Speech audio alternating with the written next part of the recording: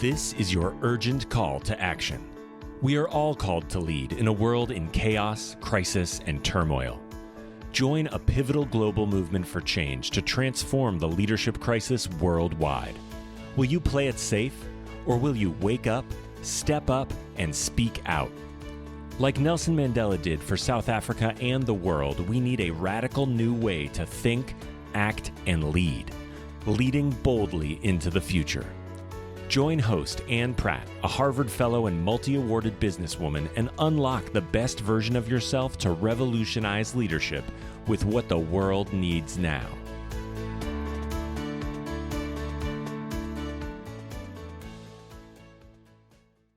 Greetings to all you future bold leaders. Thank you for joining us from around the world.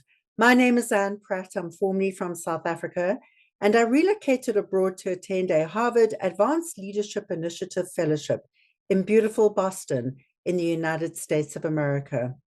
Today, our thoughtful bold leader joins us from Sofia, the capital city of Bulgaria, a country with a rich cultural heritage in Southeastern Europe.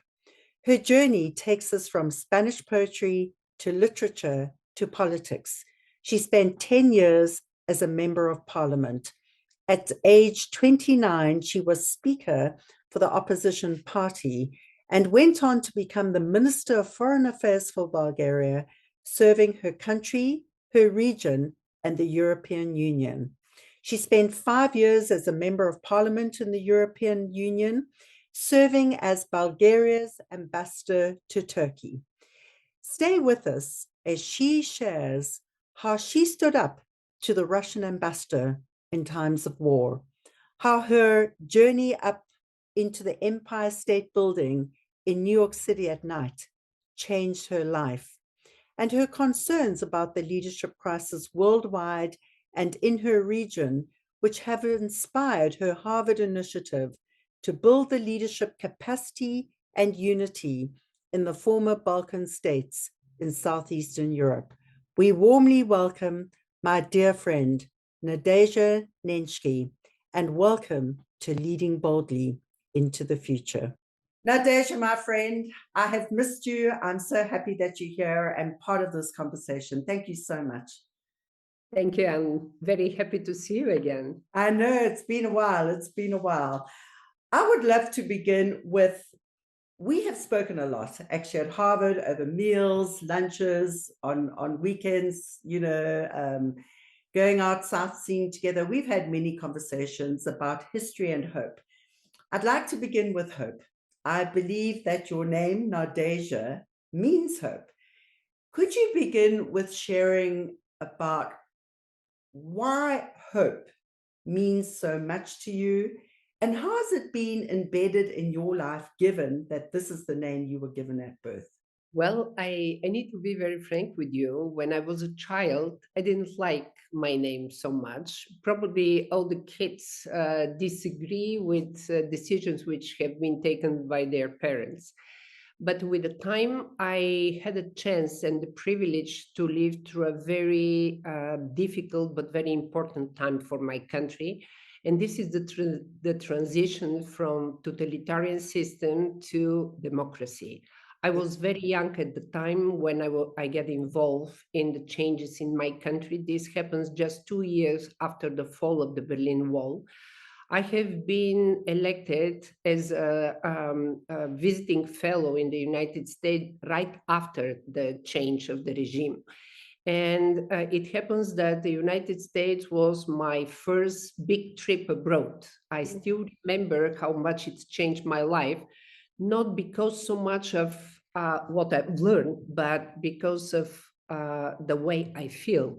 Yeah. And I still remember that I was invited at the big parade when at that time General Schwarzkopf in the United States and the troops were coming back, and I was attended as a 28 years old fellow from National Democratic Institute.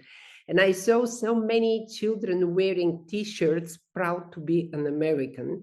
Yeah. And that time, in this particular moment, I said, I want to be part of the change in my country, and I want one day my kids, which at the time were the age of 6 and 2, wear the same T-shirts, but with written text, "Proud to be a Bulgarian." Yeah. And this was the starting point of my will, of my dream to be part of the change and to see my country stand up as a normal and strong European state with people who are happy with their lives and satisfied and feel secure for their future. And my entire life, I've spent in politics more than 30 years, Yeah. and I'm so happy that I was part of this endeavor and that I really made everything possible for the better future of my country. Yeah, that's wonderful. And you know what does strike me too, Nadezhda? I know you went from literature to poetry to politics. And Okay. I think when you were 21, you had your first publication. It was a translation of a collection of poetry. And I recall the fact that you were very proud to get your first check. You bought your mother an automatic washing machine. And that Yes. was a very momentous moment for you. And of course, a lot to be proud of. Can you take us back a little further? You know, as a young child, is there a defining moment where you perhaps felt it was difficult, it was dark, it was troubled? What was that moment, and how did you pivot out of that with an idea that there is a brighter and a better future? Well, at the time when I was a child, what I remember is my grandfather. He graduated law in Sofia University, and my grandmother graduated French philology. But at that time, they were defined as enemies of the states because they belonged to the bourgeois society in my country. And when the communists took the power, my grandfather was forbidden to practice law. And what I remember is that when I was a child, my grandfather and my grandmother worked from home, artisan things, just to be able to earn money for our living. My mother also was forbidden to study in the university as a daughter of an enemy of the state, and she worked as a nurse, and she started her high education when I was a grown-up kid. Mm. And these lessons showed me that at that time there was no enough to be capable, to be talent, to be hardworking, to be ambition. You should be part of the system, part of the party elite, if you want to succeed and if you want to have a bright future. And I remember in my childhood, I was very eager to study journalism. And Yeah. some friends of my family said that I would have never have a future as a journalist because journalism is an ideological field. And people like me from a families like mine would have never been appointed in newspapers or magazines because they're used as a propaganda machine. Yeah. And this is the reason I started translating poetry. And I Okay. remember that I started with Spanish poetry. I was really attracted by this magnificent world of poetry. And I think that this practice of translating poetry was also very, not simply took me to another world, but also was very positive for educating my discipline to do the things in the right way, to be very precise in what I'm saying, the way I express myself. And maybe Yeah. this also was very helpful for my future political career. So I know that you then transitioned into politics, and I know you once said that politics is like a drug. And I think you made three big decisions and choices in politics. The first you've already alluded to when you became Speaker of the Opposition. But then you also made a choice after Ivan Kostov offered you the position of becoming Foreign Affairs Minister for Bulgaria. And then, of course, you spent 5 years serving in the European Union as Bulgaria's ambassador to Turkey. What has been the highlight of your political career, firstly? And then secondly, what was the most difficult defining moment? I will start from your second question. I think that the most difficult moment in my career was the war in former Yugoslavia, when I had to take very difficult decisions. What year was that?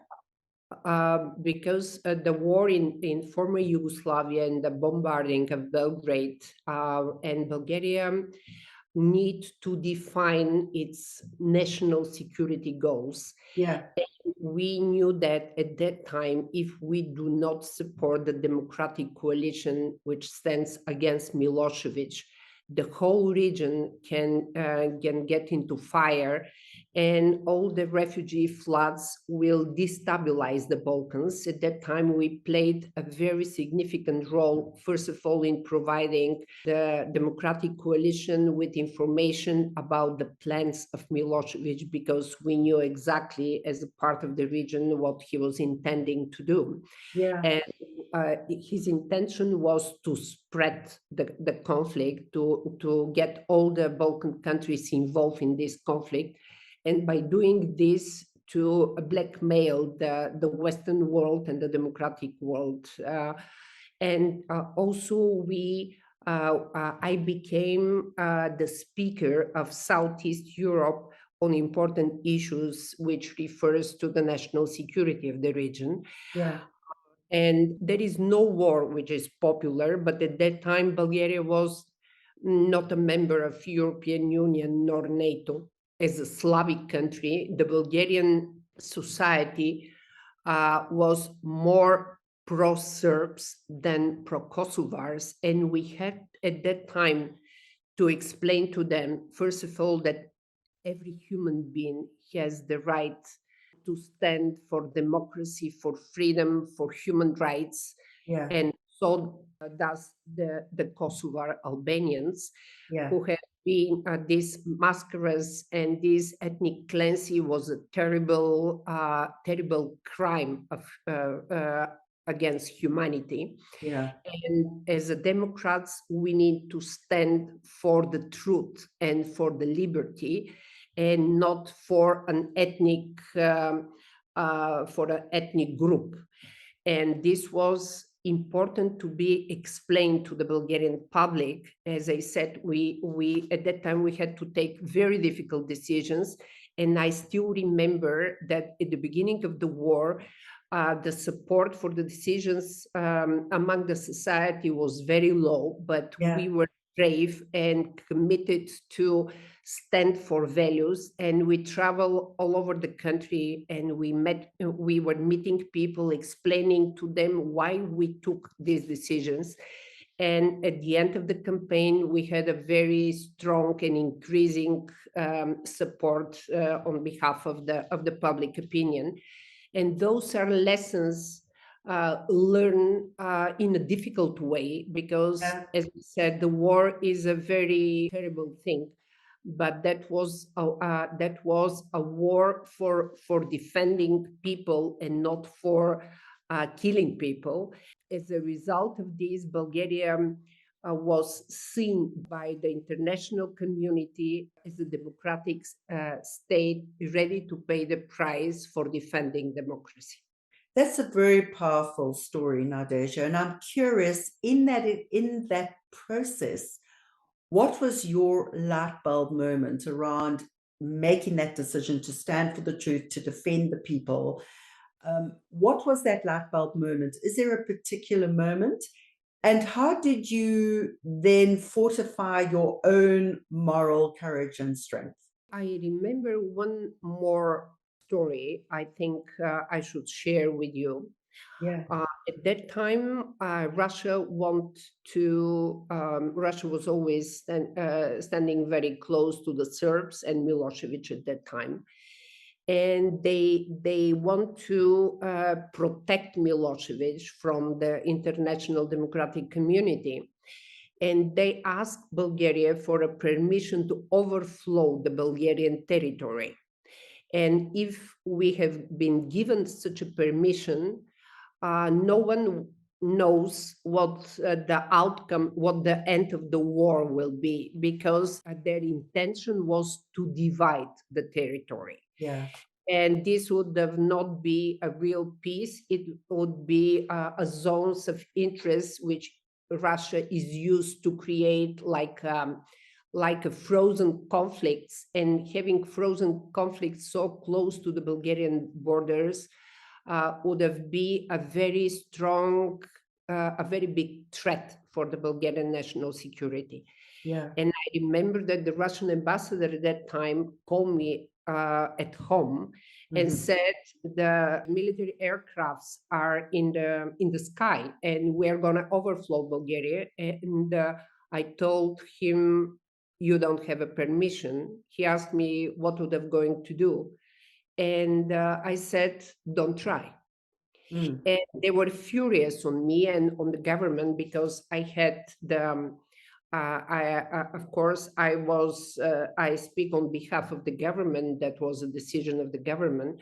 Yeah. But in a moments like this, you know that so many things depends on your statement, on your decision, and this is a huge responsibility. I was 35 years old at that time, and I never thought that in my lifetime I will be witnessing a war, and even more taking decisions on behalf of Bulgaria, which can define in one or another way the outcome of that war. Yeah. But I'm so happy that we were so brave. First of all, we were very united as a government.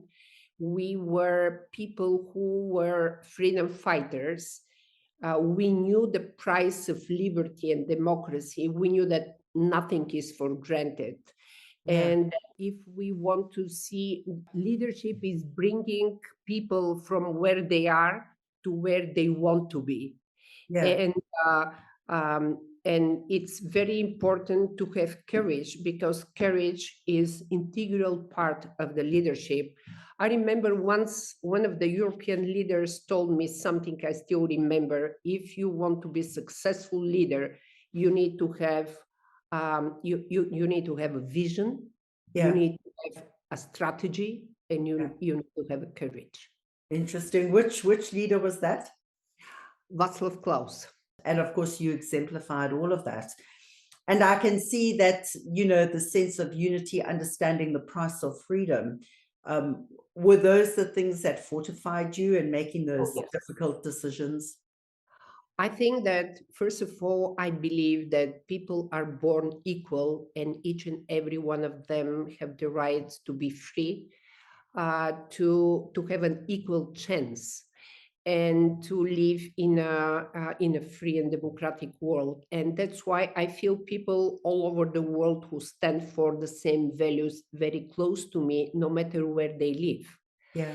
I think that there is an invisible link between all of us, because not everybody is ready to pay the price for freedom and democracy. And there are people who pretend they are ready to pay the price, but the question is not whether they can state it. The question is, if the time comes, whether they are ready to do it in practice. And for you, what fortified you to be able to do it in practice when you were faced with that difficult decision? What was the thing that really kind of fueled your energy to maintain that courage?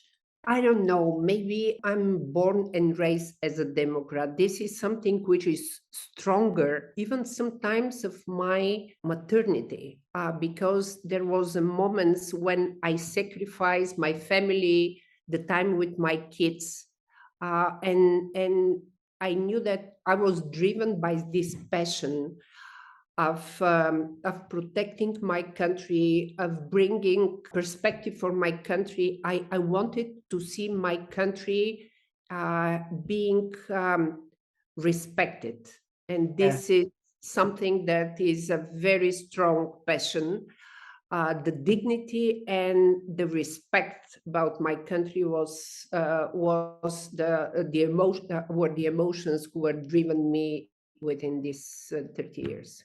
It's interesting because what comes to mind, Nadezhda, is that that story in that book your grandfather shared with you about, the future leaders who would build a modern Bulgaria. I mean, it sounds like he also helped shape you and that passion from a Indeed. young age. Yeah. It's very important. I believe that it's very important, those first lessons you get from your family. Of course, you have to be ready to accept, to digest somehow this with your mind, and to make it part of you, because it's not about someone make you to do this or that. I would have never do this if I didn't believe in what I did. And I remember there were moments when people, even friends of mine, were Yeah. criticizing me, and they said, don't be fanatic, you should think different way, maybe there is a different point of view. I said, there is no different point of view of democracy. And you say that sometimes I'm too much committed to this, but I couldn't be successful if I'm not in this with all my mind, with all my heart, and with all my soul. Yeah, yeah. That's very profound. And I think, what strikes me about it, Nadezhda, because politicians have a very mixed reputation. A lot of people talk about the fact that, when people kind of spin things because they think it's for political gain, telling the truth and being so naked with the truth. In your mind, how do you dispel this perception of politicians spinning things for their own political purpose and gain versus the real making of a politician and being committed to the truth? I accept politics not as a job, Mm, but as a mission, as a commitment. I have never been looking for a job in politics.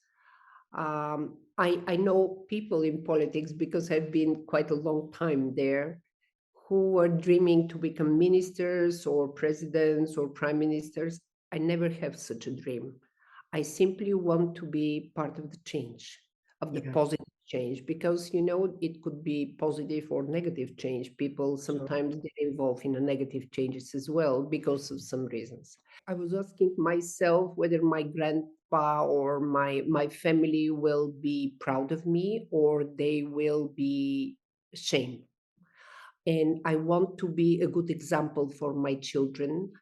I always wanted one day my children and the kids of my children to know that I have been a decent, courageous, Yeah, old leader, yeah, and not to have my secrets, which will make them be ashamed of me.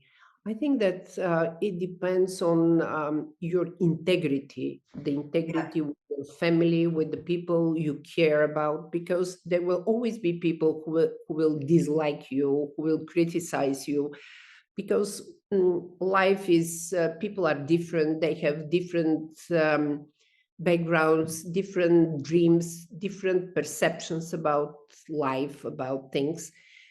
That's why you should never try to be loved by everybody. I sure. think that in politics, this is a big mistake. And I know people who fail because they want to be loved by everybody. Usually, when you're loved by everybody, you don't make anything because you do not confront anybody. And by not confronting, at the middle, in the golden middle, as they say. Yeah, But when you try to change, when you take bold decisions, then there are always people who say, well, it's okay, and others who said, okay, I don't like this, I think it's wrong. And it's important to know whom you represent. Yeah. Where do you identify yourself? Um, you you can't be at the middle of nowhere. You either stand here or there. There are, of course, always nuances, but in big things as democracy, freedom, and human rights, there is nothing in the middle. Yeah. You either stand for one or another. Yeah, and it reminds me of some of the things my former bosses in Unilever used to share with me. You can't be half pregnant. You know, Exactly. you need a defined niche, and half pregnancies don't work in the world of biology, and they don't work in the world of life. So, it's an important point to have a positioning and an identity and a value proposition, underpinned by those core values. I'm curious, turning to something we've spoken about quite often, in our times together. For you right now, what are the biggest leadership challenges that concern you, that keep you awake, that you really care about, not only for your region in the Balkan states or Southeast Europe, but in the world? What are the big issues that really trouble you in a way, but issues that you believe your region and the world needs to deal with now? Well, speaking about the world, I think that there is a general global problem with the world leadership. I think that time is ahead of us, and we are simply trying to be in a hurry to catch the momentum, but not always succeed in this. I think that the humanity is lagging behind. There is a lot of practical things, probably a lot of issues which we foresee as very important, but what is lagging behind and what is, I think it's very important is the lack of humanity. Mhm. People, maybe because of the new technological progress and the change of the world, the communication between people is very fragile. Mm. People don't talk to each other, they don't care about each other. Even in the families, we see this even in the families, but also in big groups in the societies and in the countries as well. And as a result of this, I think that in politics, there is also a lot of uncertainty, a lot of change, and a lot of unprepared leaders to take responsibility for these changes and to make bold decisions. If I hear that correctly, I mean, what I'm hearing is that you're saying that you feel there's a lack of real leadership in the world, there's a lack of an appreciation and respect for humanity, and also a breakdown in communication. Would that be fair? Yeah, yeah. Okay. Yeah. Definitely. And also in my region, we don't make difference of the whole thing. I think that first of all, we need to heal the deep divisions in the region. We need to find the pain point of the Balkans. Mm. And this is one of the reasons in Harvard I start working on the idea of creating a leadership academy and bring the future leaders of the Balkans together Yeah. to find things on which everybody agrees, maybe to find and to discuss the good practices, to create a platform for important discussions, which will help to change the mindset, to stand for moral values as a psychological power, Yeah. and to create a common public narrative for democracy, which is also very important, and I think it will help a lot for the Balkan countries. Because the story we tell becomes the world we believe in. Yeah, for And sure. For sure. And it takes me back to some of those many conversations we had about your region and your incredible vision for the region and taking it from history to hope. So I guess in summary, I'm curious, what do you think the common pain points are? What is the common glue? And what is the narrative for a future of hope? I think that the common pain point it is the dignity. because we have been part of a lot of changes in the region, and people are very sensitive about their dignity. They don't want to be treated as a second-hand Europeans. Yeah. And this is something that brings a lot of attention.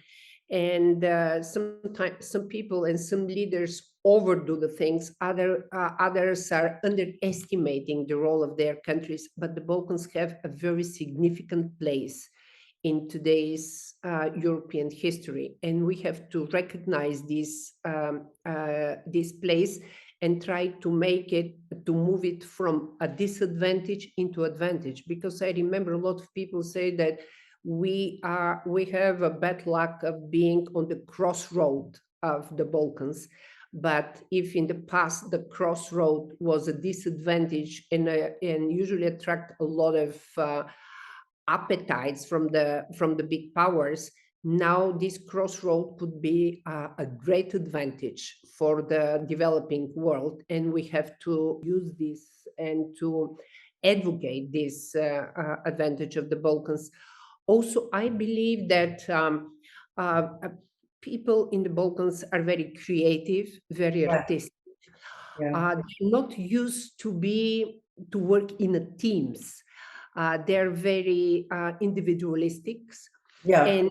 and the team building, the teamwork is something they have to be educated to use as an instrument for the future success. That's why I believe that if the leaders of the Balkans, young leaders of the Balkans, get together and discuss the different issues, share their experience, their practices, Yeah. knowing each other better, I think that it will bring a lot of relief. And also, if we alleviate Yeah. from the regional problematic into a higher, or let's say a global level, I think that when the alleviation on a higher level is the point, the place where the unity comes. Yes, yes. So if you had to define that higher level, and of course, this is a process, it's about having those dialogues with the up and coming future leaders of the region. But what do you think is the new narrative for the Balkan region? What is the message of hope? If you were asked to present to all these up and coming leaders today and share your perspective, what is that message of hope? I think that, first of all, this is the self-confidence. It's very important to bring more self-confidence to the people of the Balkans, to bring more empowerment, not to wait each and every time someone to come from outside to resolve the problems. Self-respect and dignity, I think it's also a very important thing. I think that it's very important to know, to learn how the world will become a better place because of you, and not always to complain that a better place, but not always to complain that the world is a bad place. I mean, to see the glass of water half full and not I'm half with you. empty. I'm with And you. I think that this refers a lot to the mindset, to the mentality of people. But mentality is probably the thing that it's most difficult to be replaced, to be reformed, to be alleviate. Yeah. But that's why I think that everything starts by defining the problem, and also to start healing, to start resolving the problem, all of us together. And what do you see in the people of that region, Nadezhda? What is it that you would express about what you love about the people of that region? And what do you think is part of the uniqueness that those people bring not only to Europe but to the world? I think that, first of all, they're very creative, Yeah. exclusively created, very talented, and very very open-minded. What I think is that they have to spread the wings. This is what they need. And that's why I speak about self-confidence. They have a huge potential, but they're used to hide the potential because of all the problems they used to have during the years. Yeah. I remember my grandmother used to say, for example, if you ask her how is she feeling right now, she always, because she was a French a French educated person, she always used to say comme ci comme ça, which means so. So, yeah. And I said, why you never say that you feel okay, that you're happy? She said, because the devil is under the table. This mentality that if you say something positive, if you publicly express your feelings, your happiness, something bad will happen to Yeah. you. Yeah. This comes from the old times, and I think that the new generation has all the chances to to open that curtain, to open the windows, to Yeah. bring some fresh air. And I see this with in the eyes of my children. They're completely different generation. They want to be and they not simply want, because maybe my generation wanted to be part of the free world. The new generation of my kids, it is part of the new world, and they travel a lot, they work outside. My Yeah. younger daughter, she's an architect, and she works in all the, not only in Europe but a lot of countries in the Middle East.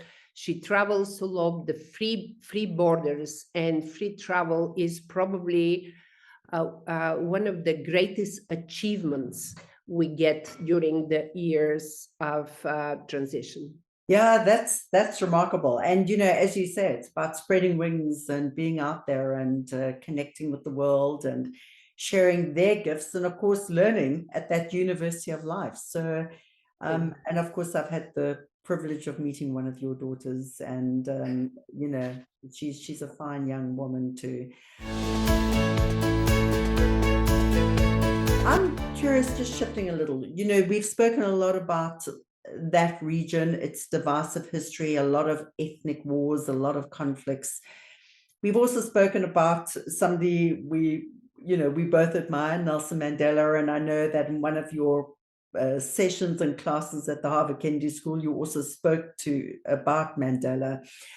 I'm curious to hear from you. What was the specific Mandela moment for you? A moment that knowing about him, learning about him, kind of touched your life, opened up your heart, and inspired you to bring Mandela's leadership blueprint into your life, but also into your region? I think that among all the important things that Mandela said and did in his life, maybe for me the most with the most impact on my life and on my political career was his commitment of building bridges and commitment for forgiveness, because to forgive doesn't mean to forget. Yeah. We have to know our past. We need to know the truth about our past, but we need to move forward, because no one wants to live only with the history. History must be remembered, but history is not a sentence. And this is something that brings a lot of inspiration for me and a lot of motivation to try to find bridges among the countries of the Balkans and try uh, to reach this reconciliation. I remember once I was on a meeting of the Balkan leaders during my mandate as a foreign minister, and at the end of the dinner, the host said, "Now I have a surprise for all of you." Yeah. I invited some musicians who will play a song, and you should guess to which country this song belongs. Yeah. And they start playing the song. And at the end, every one of us thought that this song belongs and comes from the origin of his or her country. And this was a great metaphor of how close we all are, no matter of the political disagreements, conflicts, bloody wars and things, but we share common roots. We share so much things. And sorry, what was the song? and the song was a movie, a documentary movie. Yeah.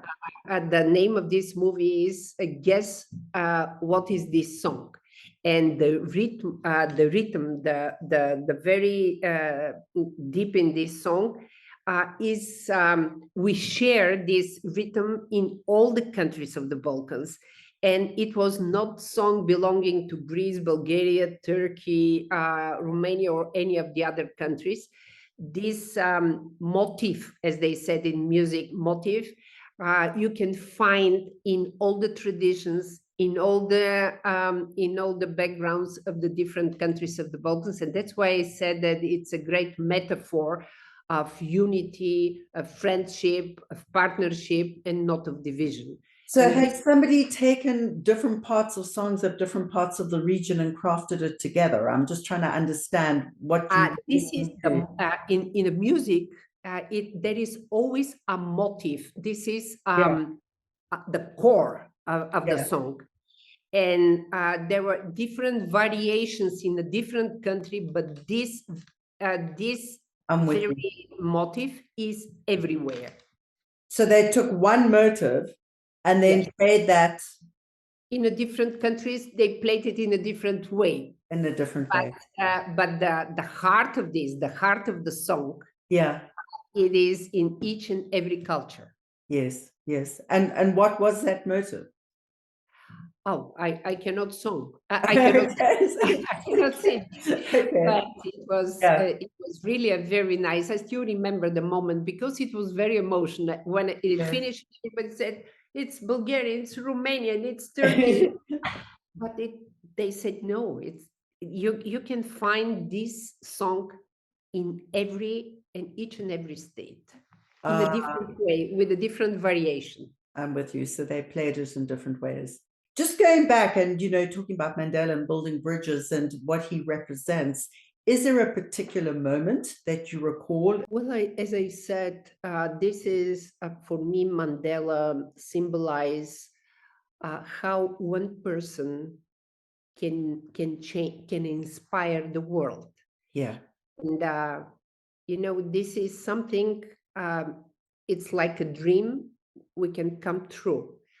And you always said, if he was able to do it, why should we not be able to do it too? Yeah. He's the driving force, the motivation, the inspiration for a lot of leaders in the world. Yes, yes, including you. Including me. Including you. I love it.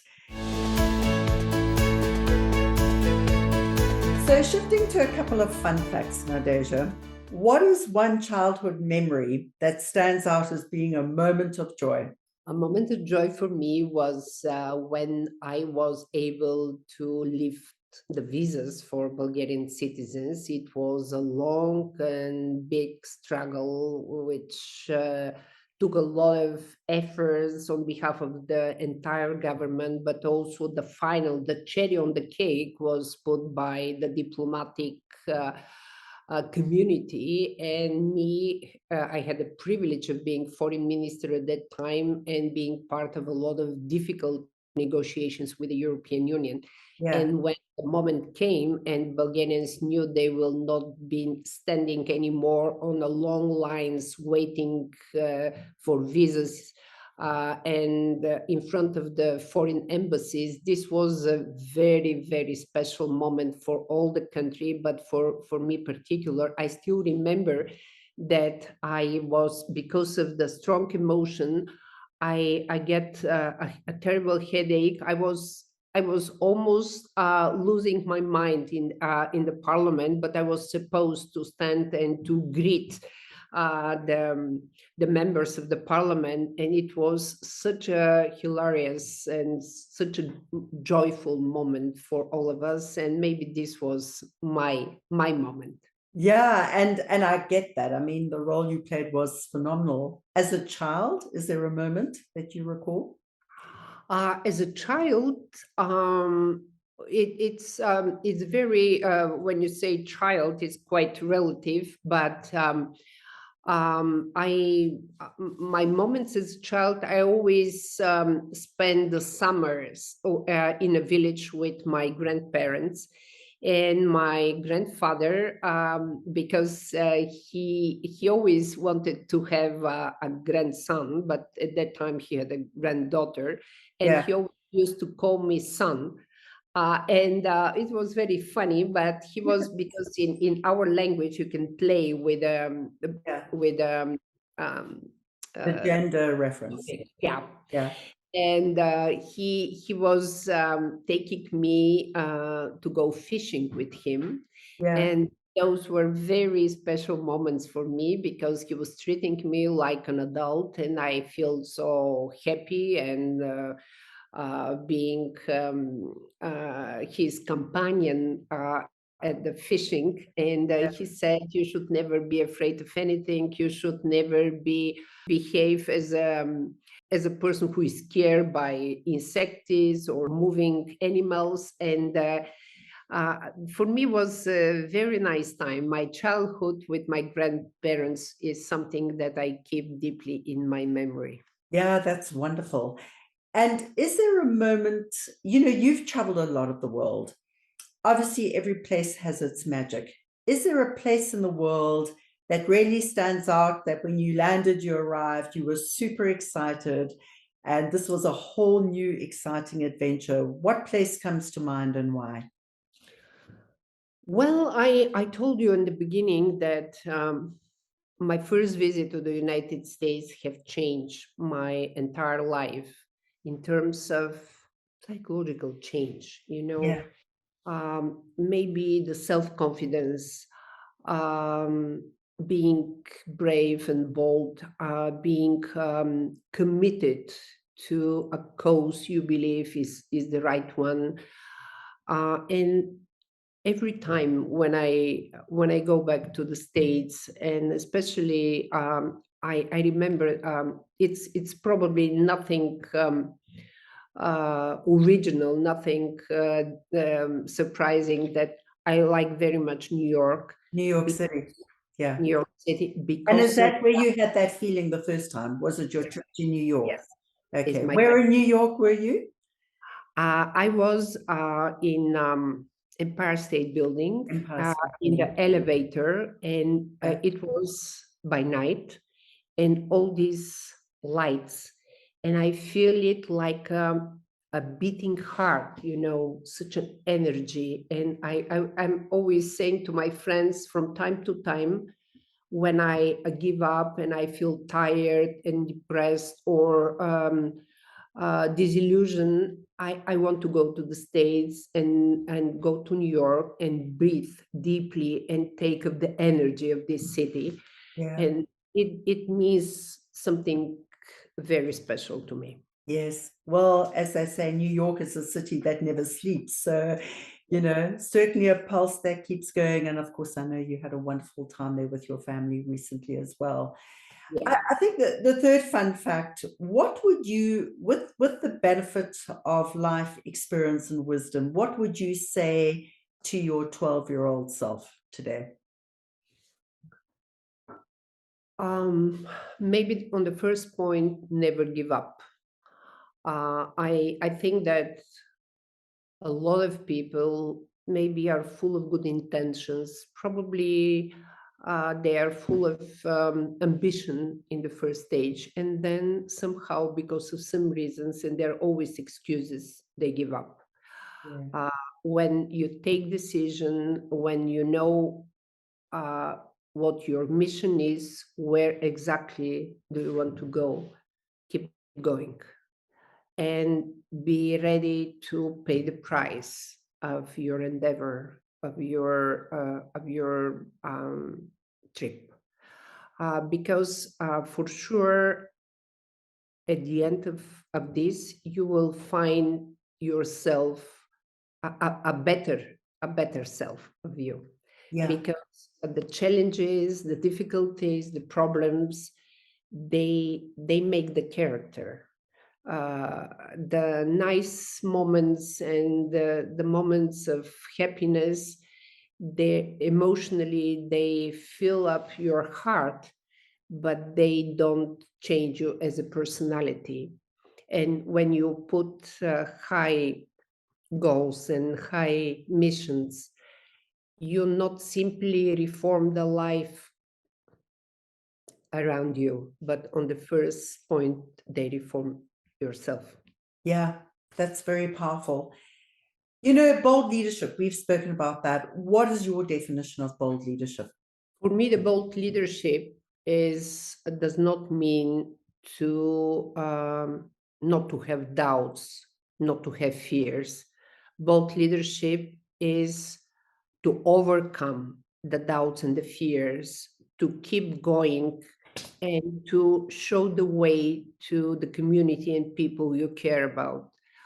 And I think that the strongest inspiration for a bold leadership is when you stand for the better future of your country and the people who expect you to sacrifice part of you for their better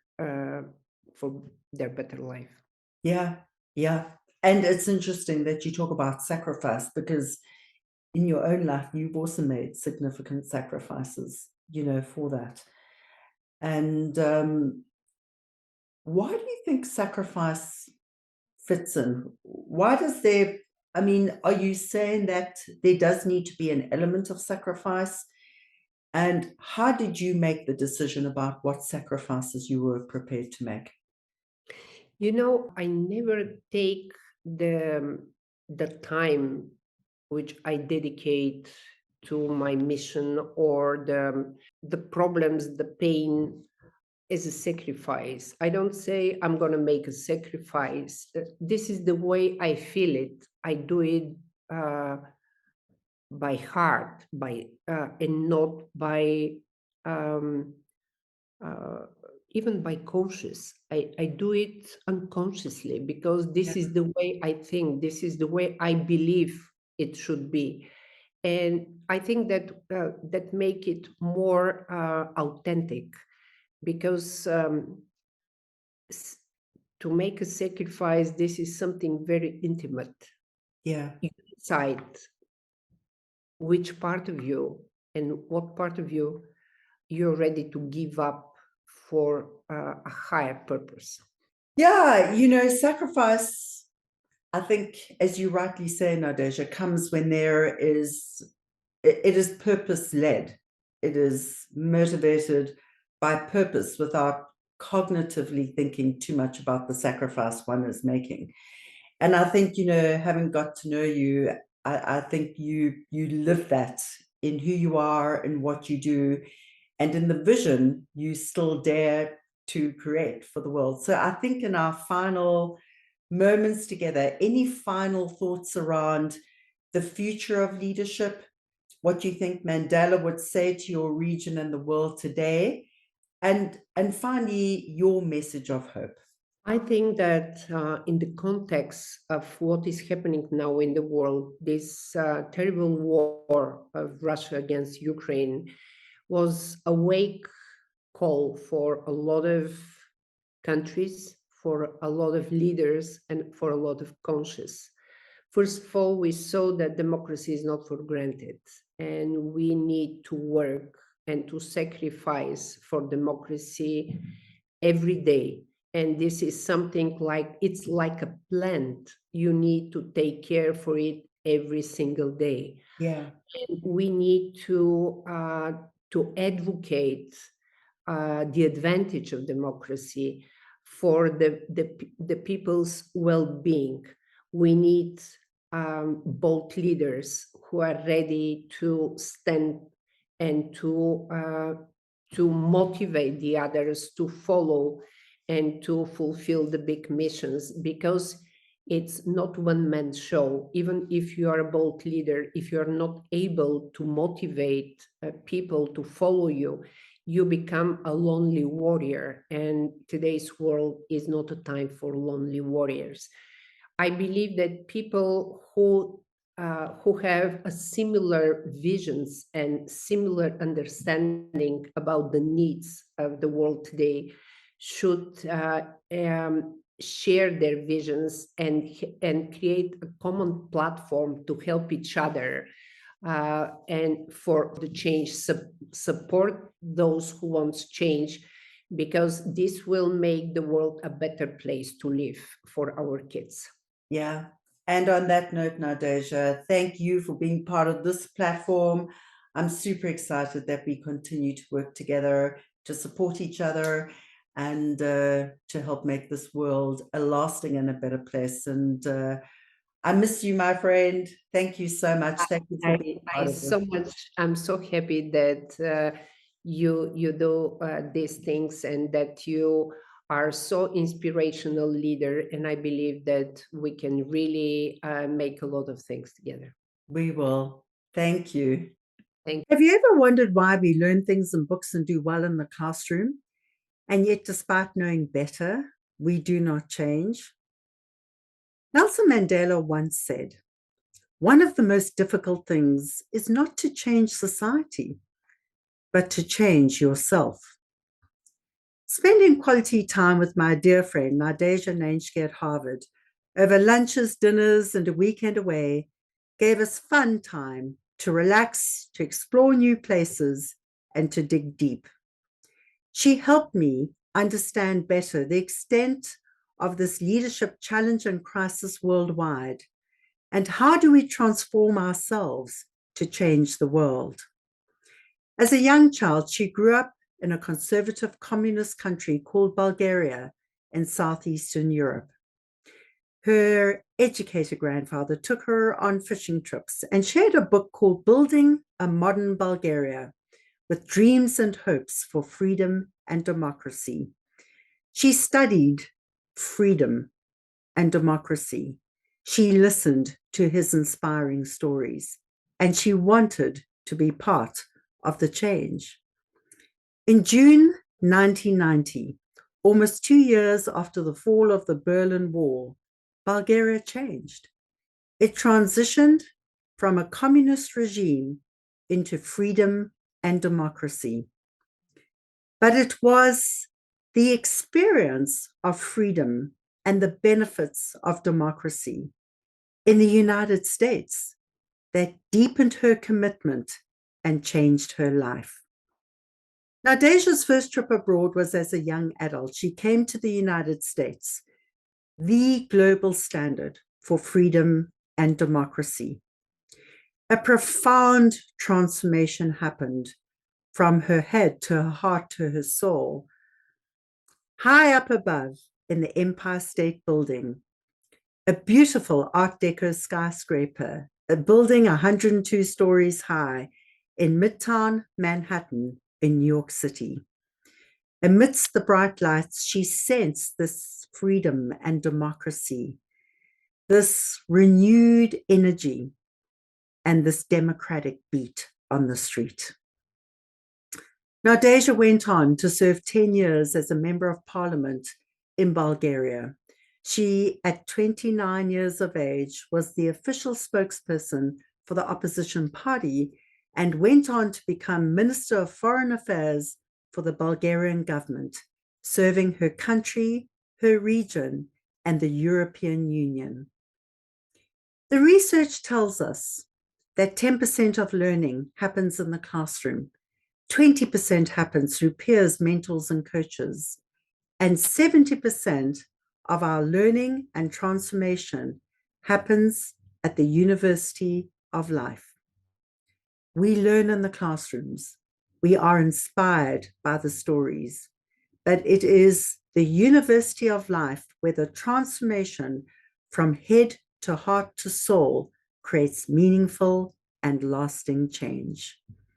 So until next time, remember that leading boldly is about making thoughtful, clear choices, and bold leadership is about taking bold action, just one small step at a time.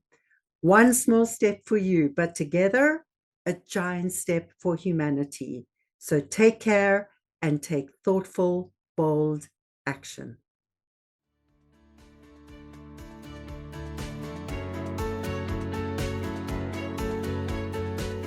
Thank you for listening to this episode of Leading Boldly into the Future. Please find links and connections mentioned in this show in our blog and never miss an episode by subscribing at anne-pratt.com. That's ANNE-PRATT.com. May these insights from inspiring industry leaders, remarkable disruptors, and courageous champions of change bring forth a brand new you, emboldened, empowered, and ready to inspire hope. Come back soon, share with your friends, sign up on anne-pratt.com and join our movement for change. Why? Because the world needs you to lead boldly too.